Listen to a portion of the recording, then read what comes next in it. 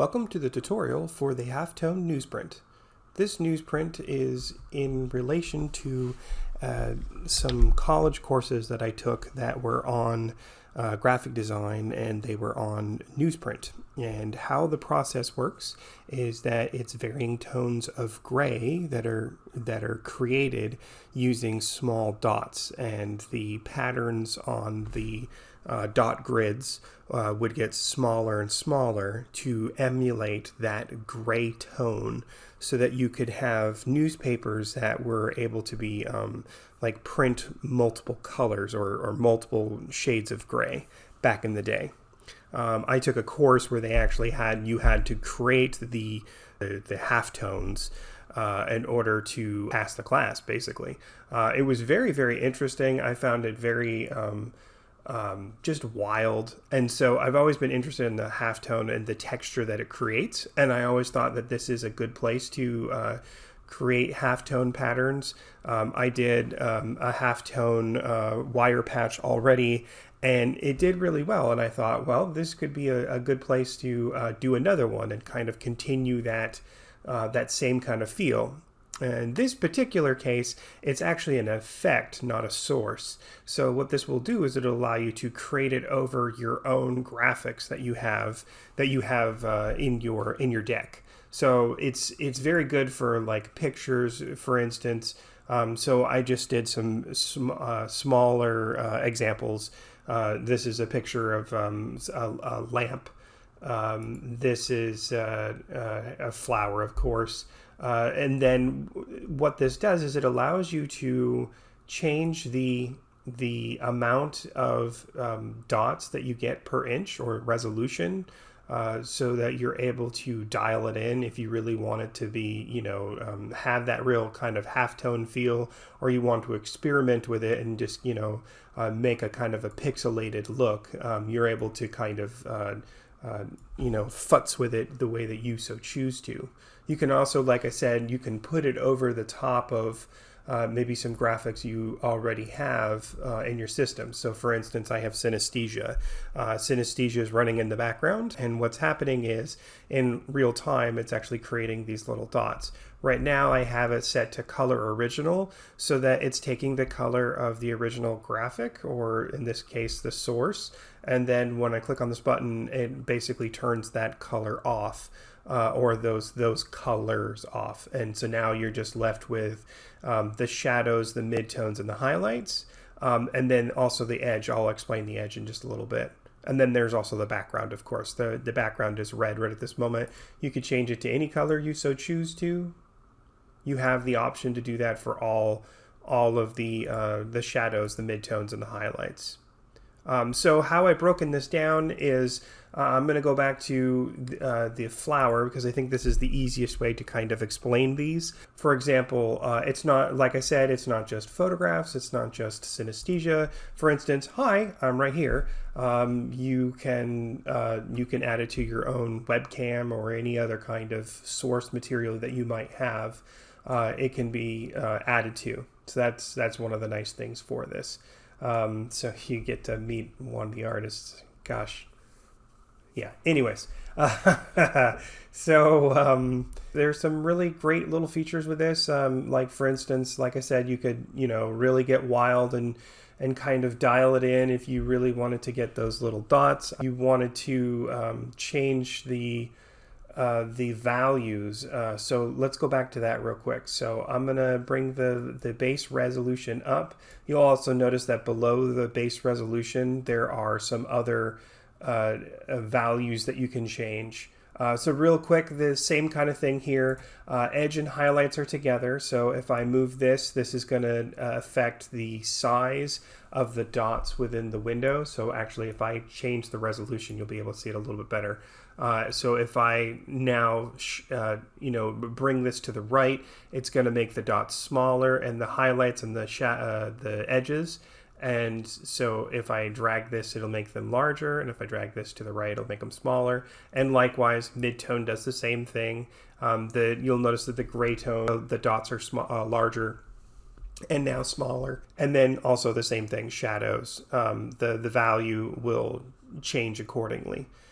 So the edges is a little bit different. It's because I noticed that in the values sometimes you would try to go to adjust the highlights, and you would try to go to adjust the midtones, and the shadows would work well, but there would be these times where you would just get this kind of straight tone. You wouldn't be able to really get it to where you wanted. Give you a better example. I'm sorry, I adjusted the wrong one. So here's an example, right? So I was trying to figure out how I could change the resolution to get it so that you have this kind of look where you have three tones that are being overlaid on top of each other, and then each one is being removed from the layer above it. So the highlights are in the very top, and then the midtones is the next, and then the shadows are at the bottom. So what this does is it basically subtracts the highlights from the midtones from the shadows. However, the biggest problem that I had with it is that it looks nice, but it looks like it just really needed some kind of detail to be over the top of it. So what I did was I added this edges to kind of help those particular areas, the edges of the graphic, to stand out. However, you're able to adjust that if you so choose to. If you don't want it, you can take it out completely. If you want to add it in, you've got that option. The brightness and contrast are exactly that. They're the brightness and the contrast of the source material. So if you really need to kind of fiddle with that to kind of get it where you want it, you have those options available. Same thing with the edges, the midtones, and the highlights, but each one is subsequent for those sets of dots, right? So if I adjust the edges, it's just going to be the dots for the edges. And likewise down below, you'll notice that there's this top area here that says edges, highlights, and midtones and shadows, right? And then you have your base resolution, which is the base resolution of the dots. But you also have the ability to also have the same layout below, which is the edges, edges and highlights, which are together to change the dots independently from everything else. So you have your base, but then you also have your edges and highlights, the dot sizes there, and likewise the midtones, and likewise the shadows. So you're able to really kind of dial that in the way you see fit. So I'm going to zero these back out real quick. There we go. And then you also have the edge margin. Edge margin works a little bit different, where the resolution is the actual size of the dots, like together as a group. The margins are a little bit different. That's actually the margins of the dots to each other. So this particular setup, I've decided to actually just have it so that the edge size of the little dots in between each other. Let me give you an example. I'm going to remove the edge dots, and we'll remove the white dots, and we'll remove the midtones, right? So, or actually, we'll leave the midtones in. We'll just have the shadows. Okay. I apologize. I'm trying to make this quick. So one of the things that you'll notice is that, so I'm playing with the wrong value. So I can adjust the value of the shadows.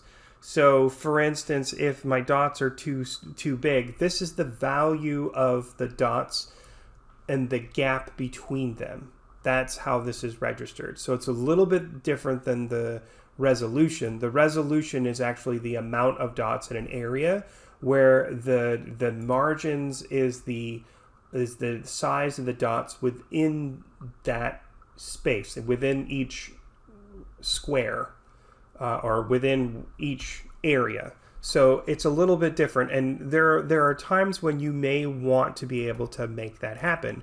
For example, here's a good example. This flower, there are the dots in the background. The black ones are nice, but they get lost within the gray. So one of the things that I could do is I could actually change the values of the gray dots, or the midtones, and then the shadows. So I'll set the shadows to as large as they possibly can be, and then I can change the margins, or excuse me, the tone ranges, you'll notice that they look like they're almost disappearing, but they're actually kind of shrinking within their space.